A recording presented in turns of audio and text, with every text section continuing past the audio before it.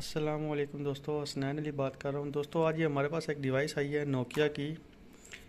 ये शायद नोकिया 106 है या इस तरह कोई मॉडल है। तो बहरहाल अभी ये कंप्लीट ऑन होगा तो मैं इसका आपको कंप्लीट मॉडल बताऊंगा ये कौन सा मॉडल है। इसके अंदर फ़ॉल्ट क्या है, मैं फ़ॉल्ट आपको बताता हूँ। इसे मैंने पावर सप्लाई से कनेक्ट किया हुआ है, ये देख सकते हैं आप पावर सप्लाई, ठीक है।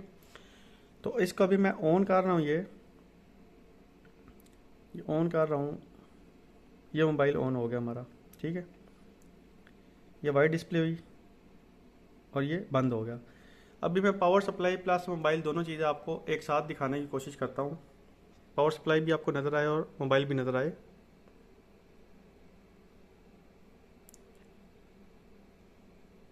ये मोबाइल ऑन हो रहा है हमारा, white display, then power off. अब दोस्तों मैं वीडियो थोड़ी सी शॉर्ट बनाऊंगा, इस वजह से जो है मैं एडिटिंग वगैरह भी नहीं करूंगा। और इसके ऊपर मैं वीडियो क्यों बना रहा हूँ उसकी एक वजह है। वो वजह यह है कि ये फ़ॉल्ट मेरे पास कुछ मेरे दोस्तों ने मुझसे व्हाट्सएप में पूछा था कि साथ ये फ़ॉल्ट आ रहा है हमारे पास, ठीक है। तो इसको कैसे सॉल्व करना है, ठीक है। तो दोस्तों उनसे मैंने यही कहा था कि आप इसकी पावर आईसी रिबॉल करें। उन्होंने कहा था कि पावर आईसी रिबॉल करने के बाद भी सेम कंडीशन है। तो उनसे मैंने कहा था कि इसकी आईसी जो है वो पावर आईसी फारग है, ख़राब है, ये नॉन रिपेयरेबल है, ये रिपेयर नहीं होगा, ठीक है। तो बहरहाल अभी ये मेरे पास डिवाइस आई है, मैंने इसका फॉल्ट डायग्नोस किया है। तो मैं जिन दोस्तों को पहले 2 3 4 दोस्तों ने मुझसे यही सेम फॉल्ट के बारे में पूछा था, मैंने उन्हें कहा था फ्लैश करें। उन्होंने कहा फ्लैश भी कर लिया। मैंने कहा फिर इसकी पावर ऐसी फारग है, ख़राब है, ठीक है। अभी मैंने इसका जो फॉल्ट था वो डायग्नोस कर लिया मैंने, ठीक है। तो अभी मैं आपके साथ शेयर करना चाह रहा हूँ। और जिन दोस्तों को मैंने पहले इस फॉल्ट के बारे में, क्योंकि उस टाइम मुझे भी इस फॉल्ट का इल्म नहीं था, तो अभी मैंने ये फॉल्ट क्रैक किया, तो अभी मैं आपके साथ शेयर करना चाहता हूँ। क्योंकि उस टाइम मेरे इल्म में भी ये फॉल्ट नहीं था। अमूमन इस तरह जो आपकी पावर ऐसी होती है वो ख़राब ही होती है, लेकिन ये फॉल्ट अल्हम्दुलिल्लाह रिकवर कर लिया मैंने और आपके साथ शेयर करना चाह रहा हूँ। तो बेसिकली आपने एक मॉडल को नहीं देखना होता, आपने एक सीक्वेंस देखना होता है। सीक्वेंस क्या होता है, आपकी ये 6531E पावर आईसी है। आप आईसी का नंबर देखेंगे, आईसी का नंबर है आपके पास 6531E, ठीक है। तो मेरे हिसाब में जितने भी सेट 6531E में नोकिया के जितने भी मॉडल आएंगे सब में यही सीक्वेंस होगा। अगर किसी भी मॉडल के अंदर फॉल्ट इस तरह का आ जाता है आपका, तो वो फॉल्ट जो भी मैं बता रहा हूँ यहीं से रिपेयर होगा। तो कैसे होगा वो आप देखेंगे अभी। मैं आपको थोड़ा सा समझाऊंगा, ज़्यादा डीप नहीं समझाऊंगा, ठीक है। तो आपने खुद थोड़ा सा समझ लेना है इसको। तो यहाँ पे देखें, मैं अभी थोड़ा सा जूम ठीक करता हूँ। तो यहाँ पे हमारे पास एक लाइन आ रही है। तो ये देखें हमारे पास ये एक लाइन आ रही है जो पावर आईसी से सीपीयू से निकल के आ रही है। ये यहाँ से कैपेसिटर फिल्टर लगे हुए हैं, यहाँ से ये लाइन आकर यहाँ पर इस रजिस्टर के ऊपर आ रही है, ठीक है। इस रजिस्टर के आने के बाद यहाँ पर इसके सीरीज में एक और रजिस्टर लगा के ग्राउंड की गई है। फिर उसकी लाइन से निकाल कर एक और थर्मिस्टर लगाया हुआ, ये थर्मिस्टर है बेसिकली। इस थर्मिस्टर को लगाकर क्या किया गया है, आगे से ग्राउंड किया गया है। तो ये एक इन्होंने वोल्टेज डिवाइडर बनाया है। इसमें R1 ये हमारी और R2 इसे हम गिनेंगे क्योंकि ये दोनों पैरेलल हैं। तो ये आपका सीरीज में होती है, तो फिर R2 ये हो जाती है, R3 ये हो जाती है, क्योंकि ये भी आपकी पैरेलल है, ये भी आपकी पैरेलल है। तो ये आपका वोल्टेज डिवाइडर ही है। लेकिन अगर ये हमारे ये वाली रजिस्टर थर्मिस्टर की सीरीज में लगी होती तो हमारी R1 ये होती, R2 ये होती, तो R3 इसे हम कहते हैं। तो फिर हम इसके ऊपर वोल्टेज डिवाइडर का formula apply R1 R2 R3 का करते। वोल्टेज डिवाइडर क्या है, कैसे वर्क करता है, उसका क्या फार्मूला है, मैं पीछे वीडियो के अंदर डिटेल वीडियो इसके ऊपर बना चुका हूँ, दोबारा इसके ऊपर डिस्कशन नहीं करूँगा। तो यहाँ पर इन्होंने R1 ये लगाई है, R2 ये दोनों को हम R2 गिनेंगे क्योंकि ये भी पैरेलल है। तो अभी यहाँ पर ये हमारे पास R1 है और R2 और ये वाली जो हमारे पास दोनों रजिस्टरें हैं ये दोनों एक दूसरे के पैरेलल में लगी हुई हैं। तो ये भी पैरेलल है, ये भी पैरेलल है, एक दूसरे की ही पैरेलल है। तो जब आपको बताया मैंने कि जब आपकी रजिस्टर पैरेलल में होंगी तो उसकी जो रेजिस्टेंस होगी वो आपकी लो हो जाएगी, ठीक है। तो यहाँ पे पैरेलल में R2 की जो रेजिस्टेंस है वो लो हो जाएगी, ठीक है। तो इसकी क्या वजह है, क्यों लो हो जाती है, तो ये मैं पीछे वोल्टेज डिवाइडर का जो मैंने चैप्टर पढ़ाया था उसके अंदर मैं ये बता चुका हूँ।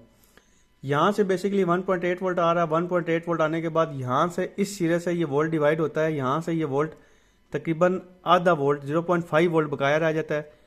तो यहाँ पर कितना वोल्ट बचना चाहिए, वो यहाँ पर ये थर्मिस्टर जो है ये इधर हमारे पास ये कीपैड की एलईडी और एलसीडी की एलईडी जो है इसकी हीट को मेजर करके उस हिसाब से यहाँ पे वोल्टेज डिवाइड कर रही है ये। तो यहाँ पे तकरीबन 0.5 वोल्ट यहाँ से डिवाइड होता है और 0.5 वोल्ट यहाँ से डिवाइड होने के बाद यहाँ पर आता है इस पॉइंट के ऊपर, यहाँ पर एक रजिस्टर लगी है, 500 ओम की रजिस्टर लगी होती है और यहाँ से ये आईसी के अंदर सिंक कर लिया जाता है। ये वाला जो हमारे पास यहाँ पे वोल्ट डिवाइड हुआ वो यहाँ से सेंस करने के लिए यहाँ पे आईसी के अंदर दिया जा रहा है फीडबैक के तौर पर। तो यहाँ पे 500 ओम की जो रजिस्टर लगी हुई है वहाँ पे आप 500 ओम की रजिस्टर लगाने का मकसद यहाँ पर ये है कि ये आपकी सिर्फ करंट के ऊपर प्रोटेक्शन कर रही है, आईसी की प्रोटेक्शन कर रही है। क्योंकि यहाँ पे 500 ओम का जो 500 यहाँ पे जो 500 मिली वोल्ट जो आना है वो वोल्टेज के ऊपर आईसी ने फैसला करना है, करंट के ऊपर नहीं करना। तो यहाँ पे 500 ओम इसलिए लगाई गई है कि जो हमारे पास, क्योंकि वोल्टेज जो है वो लो है, 500 मिली वोल्ट है, यहाँ पे रेजिस्टेंस हम हाई नहीं लगा सकते क्योंकि जो हमारे पास करंट है उसको जब वो ड्रॉप करेगी तो यहाँ पे जो वोल्टेज है उसका इम्पीडेंस कम हो जाएगा, जिसकी वजह से यहाँ पे सीपीयू को फैसला करने में दुश्वारी होगी।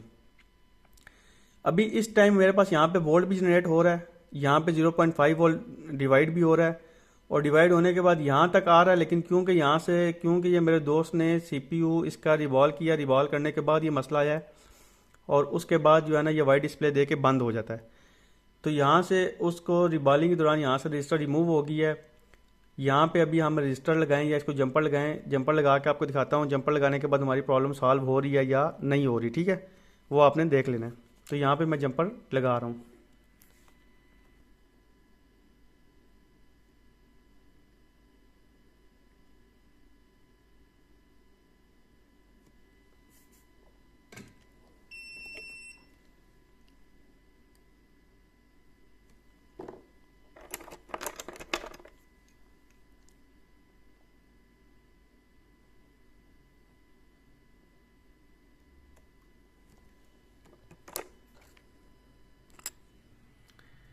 तो अभी ये देख सकते हैं यहाँ पे मैं जंपर लगा चुका हूँ, ठीक है।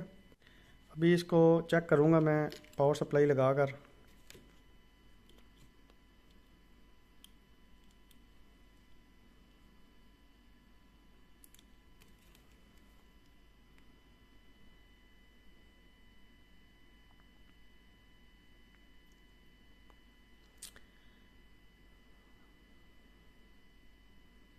तो ये देखें लाइट, हमारी कीपैड की लाइट ऑन हो गई है। तो हमारा पावर सीक्वेंस कंप्लीट हो गया अल्हम्दुलिल्लाह। मोबाइल हमारा बूट कर गया, मोबाइल हमारा कंप्लीट ऑन हो गया, ठीक है।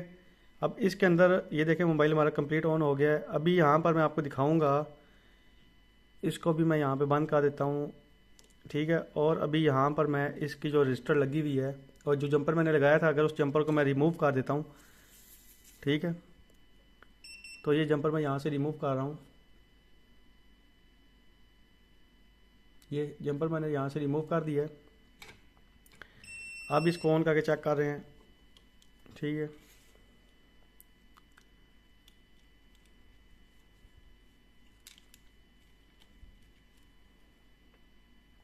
ये रिमूव कर दिया, अभी मैं ऑन कर रहा हूँ। ऑन होने की रीडिंग्स जो मिली एम्पेयर लेता है ये बिल्कुल सेम लेता है, ठीक है। लेकिन ये देखें वाइट डिस्प्ले हुआ आफ्टर सेट ऑफ, ठीक है। वाइट डिस्प्ले होने के बाद ऑफ हो गया। ये जो लाइट थोड़ी सी ब्लिंक आ रही है, ये लाइट ब्लिंक करने की वजह यह है कि इसके अंदर किसी ने लाइट के जंपर लगाया हुआ है, ठीक है। यहाँ पे आप देखें तो यहाँ पे इन्होंने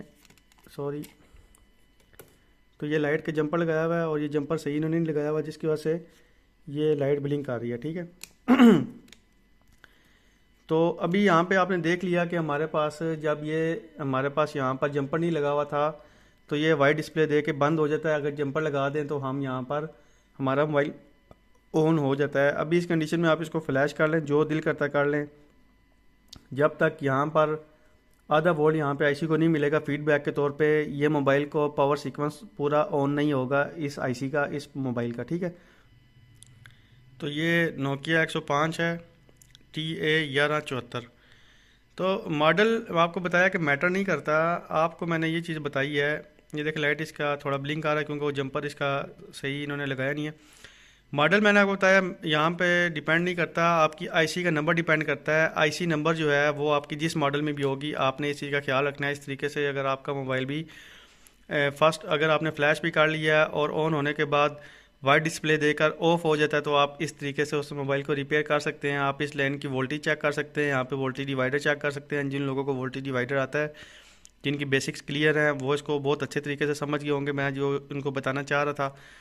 अगर किसी बेसिक्स नहीं क्लियर, फिर भी उसको मैंने बता दिया कि इस लाइन का फॉल्ट है, वहाँ पे आपको 0.5 वोल्ट वहाँ पर आईसी को फीडबैक के तौर पे मिलेगा, तो पावर सीक्वेंस कंप्लीट होगा और आपका मोबाइल बूट कर जाएगा। ठीक है दोस्तों, अगर आपको वीडियो अच्छी लगे तो आपने चैनल सब्सक्राइब भी कर लेना, लाइक भी करनी है वीडियो, और कमेंट लाजमी करके आपने बताना है। ठीक है दोस्तों, अल्लाह हाफिज़।